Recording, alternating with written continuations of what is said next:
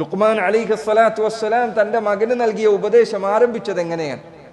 വഇദ് ഖാല ലുഖ്മാനു ലിബ്നിഹി വഹുവ യഇദുഹു യാ ബുനയ്യ ലാ തുശ്രിക് ബില്ലാഹ് ഇന്ന ശിർക ലദുൽമുൻ അദീം.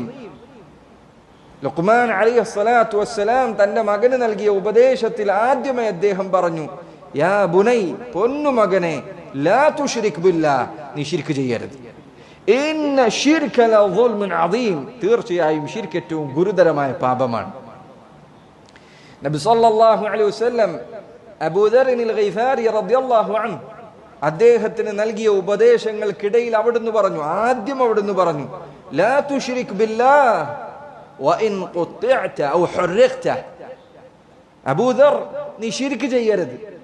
നിന്റെ ശരീരത്തിലെ അവയവങ്ങൾ ഓരോന്നും കഷ്ണം കഷ്ണമായി മുറിച്ചിടപ്പെട്ടാൽ, നിന്റെ ശരീരം ശത്രുക്കൾ ജീവനോടുകൂടി കത്തിച്ചു കളഞ്ഞാൽ ശിർക്ക് ചെയ്യരുത്. അല്ലാഹുവിൽ പങ്കുചേർക്കരുത്. നോക്കൂ നിങ്ങൾ, താക്കീതാണ്.